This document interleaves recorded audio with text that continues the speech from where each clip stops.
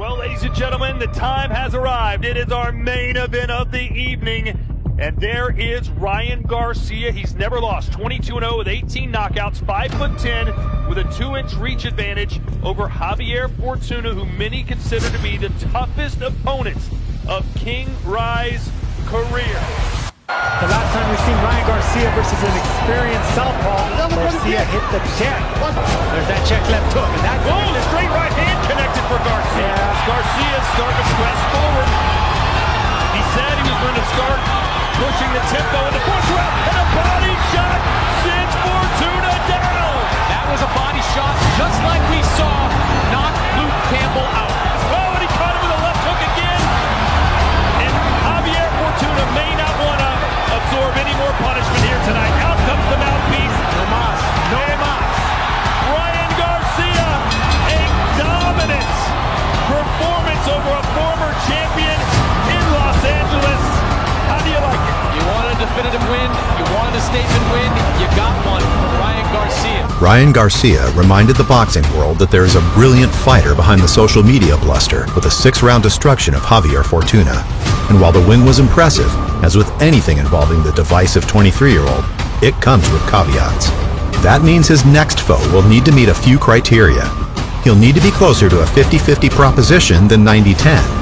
He'll need to have scored a worthwhile win since the start of 2021. And he'll need enough skill of his own to make Garcia finally use the tools his hype men have been gushing about. Fortunately, there's one man who checks all 3 boxes. His name, Gervonta "Tank" Davis. Gervonta "Tank" Davis! Gervonta "Tank" Davis hits different. What makes this fight so interesting is what both uber-talented fighters bring to the table. The style clash of a lanky 5'10" right-hander and a predatory 5'6" southpaw is particularly intriguing, given that both men have shown fight-altering power to the head and the body. And now Campbell is down on a knee, 2 knees! He's asking questions! It is over! Ryan King Rye Garcia!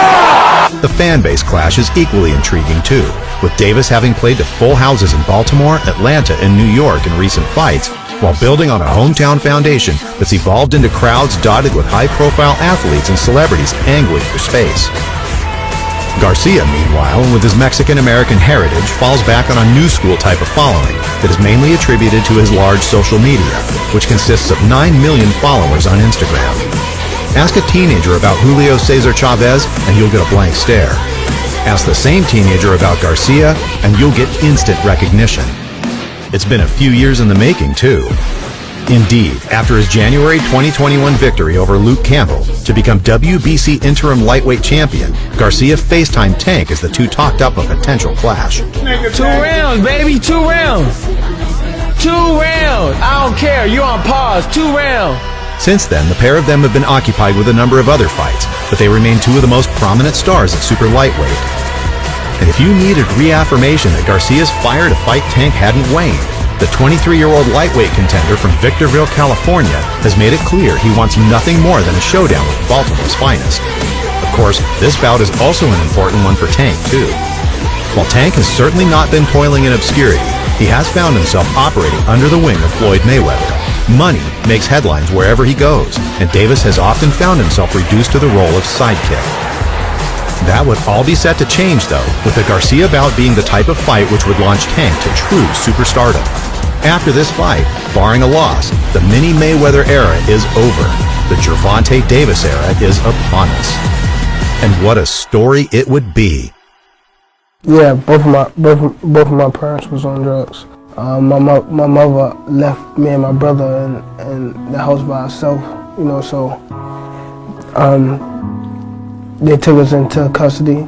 Gervonta Davis witnessed drug abuse as a youngster and survived an onslaught of gun violence around his Baltimore neighborhood that turned hearts dark. Davis was the youngest of 3 brothers at age 5 when Child Protective Services ordered their mother to give up custody of her children. The disruption of those formative years hardened Davis, and at age 8, he'd fight with neighborhood kids daily. His uncle, James Walker, observed one of the skirmishes and told his nephew, "We've got to turn something negative into a positive." With financial assistance from another uncle to buy boxing equipment, they took him to a gym operated by Coach Calvin Ford. For those who watched the HBO series The Wire, Ford served as inspiration for the show's character, Cuddy. I don't want to hear no more street talk. We boxing up in here. We ain't fighting. Ford, and by extension, the gym, managed to keep Tank out of trouble. By his own admission, if it wasn't for the gym, he would have been out in the neighborhood running wild. Baltimore's unrelenting gun violence even claimed Ford's son, who first trained Davis, alongside several members of the gym. But Davis, who amassed a 206-15 record as an amateur, was out of town at tournaments because he was winning so much. My son, he wanted to go back to Jersey, and he made a comment. We was somewhere at D.C., and he sit there and said, man, you'll make a good role model for Gervonta. And ever since then, it was just like my son was just telling me, I'm not going to be here.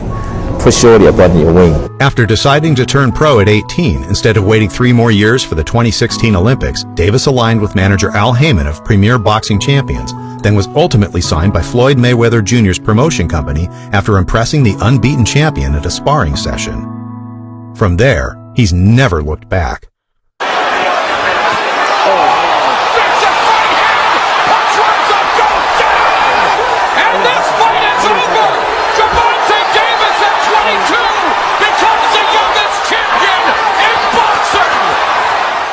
While not quite the same, Garcia too knows how it feels to have his back against the wall.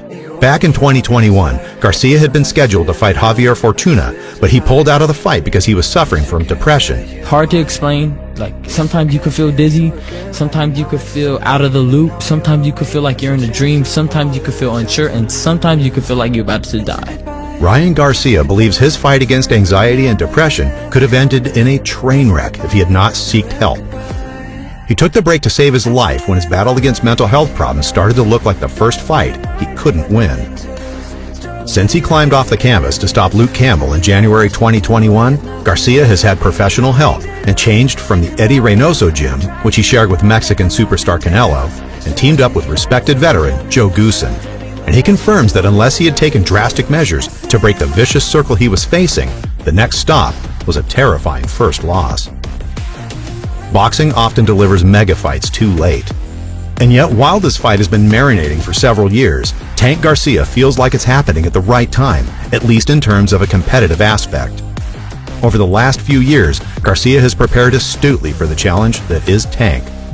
In his last 3 fights, he's faced 2 southpaws, and his last opponent, Fortuna, was a short and powerful southpaw who could end fights with a single punch.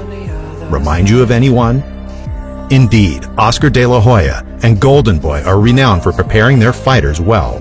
Before Garcia, it was Canelo fighting 2 orthodox pressure fighters in the form of Liam Smith and Chavez Jr. before facing the juggernaut that was GGG. Here, Garcia got Campbell, then Fortuna, before Tank. Now, the training wheels are off. Both fighters favor going for the stoppage, with only 6 of their 50 combined opponents going the distance. That should make for some exciting action while it lasts. But more importantly, with both sets of fighters bringing in a polar opposite set of fans into this fight, the winner not only positions themselves as one of boxing's best young pound-for-pound fighters, but perhaps also becomes the new face of boxing. A bold new era begins now.